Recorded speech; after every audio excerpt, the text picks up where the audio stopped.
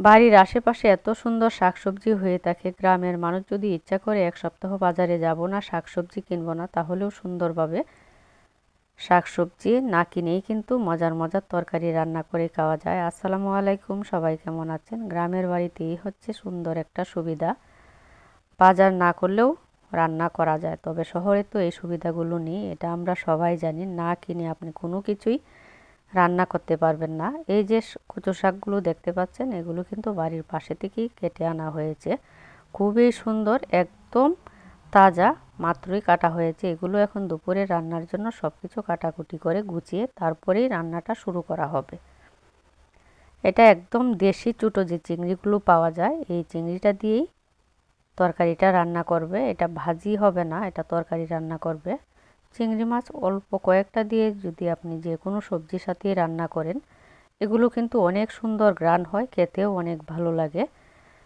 চিংড়ি মাছটার মধ্যে মশলা দিয়ে 2-3 মিনিটের মতো একটু কষিয়ে নিয়েছে। কচু শাক বা লতি এই টাইপের সবজিগুলোতে কিন্তু মশলাটা কম দিতে হয়, না হয় খাওয়া যায় না। কারণ এই সবজিগুলো তো একদম নরম একটা সবজি। আর এই কচু শাকটা দিয়ে যদি শাকও রান্না করা হতো, তবুও কিন্তু অনেক মজা হতো। রান্নার পরও একদম সবুজ হয়ে থাকে।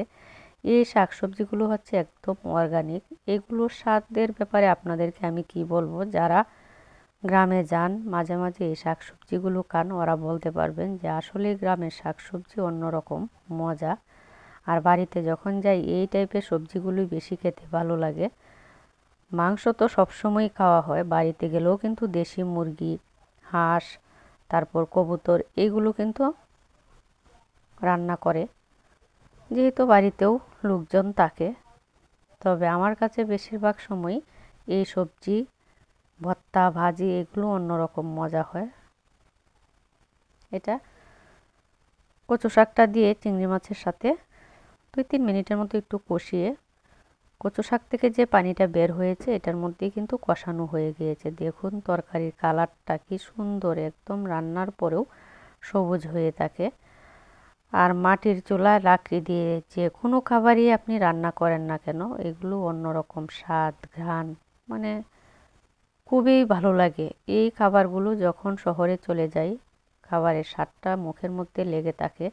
এক সপ্তাহ পর্যন্ত শহরের খাবারগুলো যখন খাই রান্না করে, তখন আর সেই স্বাদগুলো পাওয়া যায় না। গ্রামে গেলে এই টাইপের খাবারগুলো বেশি খাওয়ার চেষ্টা করি, আমার কাছে অনেক ভালো লাগে।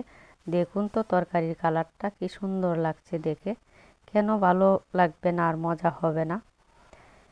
আর কচু শাক তো শরীরের জন্য অনেক উপকারী, এটা আমরা সবাই জানি। গ্রামের বাড়িতে যখন যাবেন